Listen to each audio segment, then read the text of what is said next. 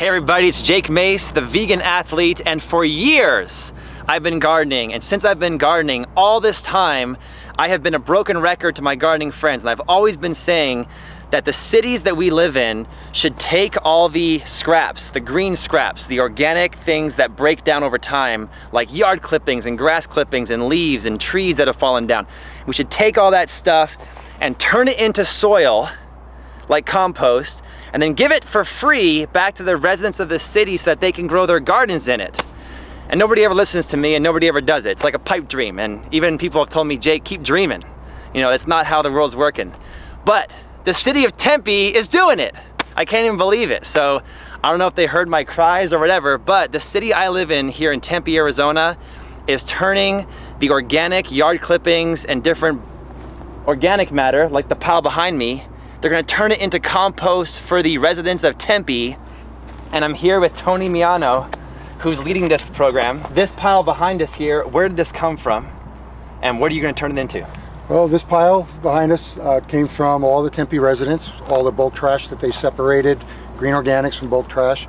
Our crews from Solid Waste Public Works picks it up, delivers it to the priest yard, and this is where it gets stockpiled until it's getting ready to be chopped up and what we call mulched up. And because we're here in Tempe by Yes. Priest and Rio We're Salado. Priest and Rio Salado. It's the public works yard. Yeah, ASU is just right over there. Correct. And so your guys' goal is to take all the matter, like what we see behind us, and you're turning into compost for the City of Tempe residents. Yes. And this is, you said, phase one. Correct. Now my question to you is, why do you have an interest in doing this? Are you into this, or what is your interest in making compost for people? Well, for one, I think the city council and the city leadership needs to take some credit for actually trying to close the loop, trying to think outside the box. You know, and we call it the triple bottom line. You know, good customer service, look at our financials, and then look at greenhouse gases and what we can do to divert.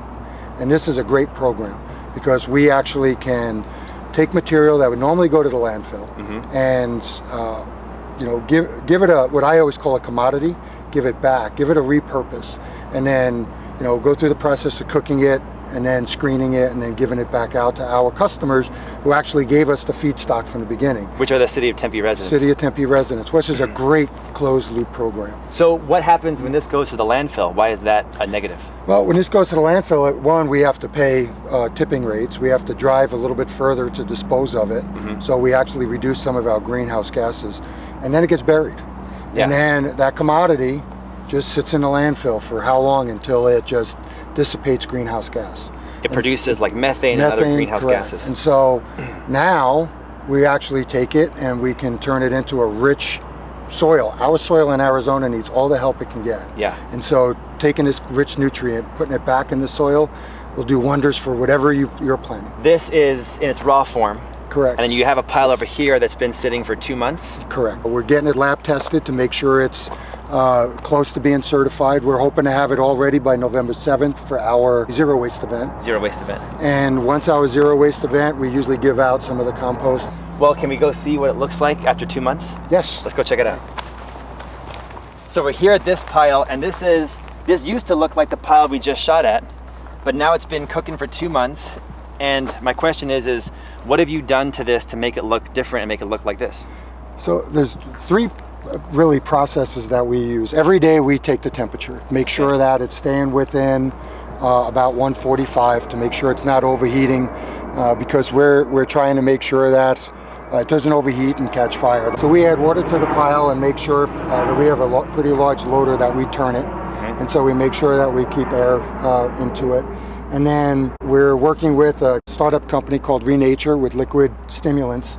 And so when we first started the pile, we sprayed the pile with the liquid stimulants just to get the microbes going and see if you know, we have different ways of trying to speed up the process, but still keep the natural process in there. So what is that liquid stimulant? What does that mean? It's just basically a liquid fertilizer. So their startup company, So what is it called? Renature. Renature. So they take food waste and then they turn it into a liquid fertilizer. They squeeze it. They squeeze it, they ferment it a little bit until it comes into nitrogen. And then so a pure nitrogen, we mix it into our pile, and then that will get the whole process working. If we pan down the row, there's 2 piles here. Correct. And you've added the the Renature squeezed juice fertilizer yes, to one pile, but not to the other. Not to the other. Just so when we go get it lab tested, we'll see if the results are different. Nice. So we're actually trying to figure out, do we need stimulants, or do we could just have the natural process? So it sounds to me like, so far what I'm hearing from you, that you guys are experimenting with the compost, and you're trying to produce a high quality compost. You're not just trying to use the organic matter and turn it into compost. You're trying to produce a seriously superior high quality compost. Correct. I think the residents of Tempe will demand that from us. They demand high quality. We feel it's our job to give them that high quality. And so if you know, we always have a saying, if you keep moving forward, they can't catch you. So we're always trying to be better at what we do. And this is one of the ways to do it. I mean, I would probably use this in this current state in my trees for sure. But you have a pile sitting here that's actually cooked more than this, that's ready to go right now. Yes. Let's go see that one. Great. All right, let's go. Okay, so now this pile behind me is the third pile we're looking at. And this pile started out like the first pile we videoed. Correct. Got to the second pile we videoed. Correct. And now how long has it been cooking to get into this state? This pile is about close to a year old. A year. It's actually over matured because it was actually ready a couple of months ago. Okay. But we ran it through a screening process to get out some of the bigger material, and so that's why you have a lot more fines in this. Yeah, this is good. So this is what they call 2-inch minus.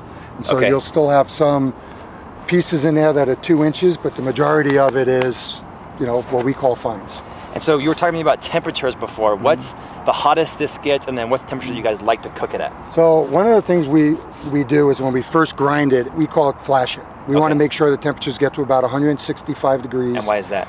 Because we want to kill whatever microbes that are bad. You know, E. coli, we want to make sure that's out of the pile, because eventually we're looking to put this back in the gardens. Yeah. And if the soil's contaminated, your fruits and vegetables that you're growing could be contaminated. So initially it's the flash of 165? 165, we keep it there for about 2 weeks. Okay. And then we start dropping the temperature, and we want it to cook right around 145, 150. And then we keep it that way until we get it lab tested. For about how long? It could be months. Okay. And so it depends on what the lab results come back. If the lab results comes back and we have a really good nitrogen to carbon ratio, and our it's certified that we could put it in vegetable gardens, we could put it on lawns, we could put it in trees and fruit trees. Then once we get the lab results back, like we did with this pile, then we'll screen it, and then we'll take the larger remnants and feed the freshly ground pile, because those microbes are still in there from the smaller pile. Right. And then we have a pile like this, and we'll give it away.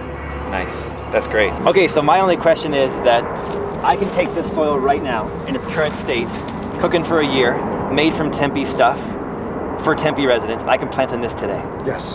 And I can do trees or gardens in this. Correct. And so what I want to do is I want to take some of the soil home with me right now. And I want to plant a garden and a tree in 100% Tempe soil. And I want to see what happens to my plants. Oh, I'd love that. That would be great. And if you guys subscribe and hit the like button, I'll do progress updates here on my YouTube channel about how City of Tempe soil performs compared to the rest of my garden. And I'm sure it will perform great. So today is October 23rd, tomorrow's October 24th. And anybody who's a City of Tempe resident can bring their water or utility bill here tomorrow, the 24th, and they can get this soil for free. Correct. And you guys already have it pre-bagged for them over here. That's correct. So if they bring their pickup truck, they can fill up pickup truck. Fill up pickup trucks. They bring their own containers. They get unlimited amount of material with their own. But if they have like a sedan car and no bag, they could take 2 bags with them. 2 bags. And I just want to make sure that I have enough bag material for everyone else in Tempe that will come. But if they have a truck or something else, they can take as much as they want. As much as they want. And we're right off of Hardy and Rio Salado. And so if you just follow the signs and head north on Hardy, it will lead you right to our compost trail. So my other question to you is, how are you guys paying for this program? And what you were saying to me is actually it's equal or cheaper to turn it into compost than it is to dump this stuff at the dump. Correct. So every ton that we divert is $26.25 of landfill fees that we wind up diverting. When you got to pay the landfill. When I got to pay the landfill. Plus it's further away than the shore. Okay. So we actually reduce our cost per mile. Yeah. So when we grind it up, cook it, and then give it back to the community, we're either cost neutral or just coming in under what our cost was for disposal. And so we're thinking that's a win-win. Plus it's better for the planet. Plus it's better for the better planet. for the people. Yes. And saving money. Yes, all of the above. So it's That's we awesome. call it the triple bottom line, and it's the best thing. That's great. So now I live in Tempe, kind of by Baseline and Rural. I have a trash alley, and when bulk pickup comes, I put my stuff out there for the greens or the non-greens, right? Correct. What can City of Tempe residents like me do to help this program diverting plastic bags or whatever else? What can we do to help? Great question, because one of the big issues that we have is contamination. Right. And this material goes back into our parks, which our kids play in. Or now our gardens. Or now our gardens. And so one of the things that we're really working on is try to keep plastic bags. We don't take material in paper bags because we don't know what's in it. And so if they wind up using plastic bags, we could use compostable bags. You can go to /the-trash on the Tempe website, and then you'll be able to see what plastic bags are compostable. That's really works with our compost program. So tempe.gov/the-trash. The trash. Yes. And that will tell you what compostable bags are okay. Correct. And if I'm putting leaves and such out in the trash alley, put it in a cardboard box or a compostable bag. Correct. But not loose. But not loose, because loose they'll wind up blowing all over the alley. Yeah. It's really hard for our employees to pick up. And so if they're controlled in that atmosphere, we'll be able to take them and compost them. And you are kind of the brainchild of this program, I'm thinking, but you're also not leaving it on yourself. You're including a lot of people with this program. Yeah, I'm actually, I have the easy job. Okay. My employees are really the ones that do this work. Mm-hmm. They're out here every day turning a pile, like I said. Mm-hmm. My solid waste bulk trash operators are picking up the material, which is a really hard job in itself. Yeah. And this program's been going on for 4 years. And Ramon Sayas has been really, I call him the mad scientist, Okay. because he's really been the grandfather of this program. With testing and yes, all that stuff. I have just taken it on over the last 2 years and kind of moved it in a little bit different direction, but he was running the pilot program for years. And so that leads me to the last question I have for you, which is, this is a great, launch, giving this compost back to the residents, but you've already been giving it to parks and school programs and things like that. So what's the next step? Where do you guys go from here? We actually divert about 3,000 tons of material annually. Our goal is to get to 10,000 tons. Wow. So there's different phases in that. So we need some more gardeners in the Yes. city of Tempe to help Yes, that. we need more gardeners. We need more residents that go to our zero waste event or our waste day events and take material this Saturday, tomorrow. Come and get it. Come and get it. You want this pile gone? Yes. It'd be You want it great out of because here. I have a fresh pile that's ready to go, and I want to make sure that everybody has an opportunity to get the material if they want it. Awesome. So Tony, you sold me. I love this program. I want to plant in this soil today. But personally, why does this personally touch a chord with you? Why do you want to see the circle closed in Tempe from waste to soil? Why do you want to see this happen? Well, one, it's great for the environment. Our jobs as solid waste managers is to reduce the amount of waste going to the landfills. Right. So it's not only composting, it's the Blue Barrel program. It's anything that we can do to reuse or repurpose. But on a personal note, my grandfather was always a gardener and taught me how to compost, and I got to actually see what happens to plants when you have really good, rich nutrient soil. It's kind of fun to produce that compost. It is. And then experimenting with it. Now here, it's a larger venue than what I was used to doing in my backyard. Yeah. But it's the same concepts. And so it's, and what you put into it is what you get out of it. And so I want to make sure that when the City of Tempe gives back to the City of Tempe residents, it's a great product. And that product is something that they could be proud of and stamp the name Tempe on it.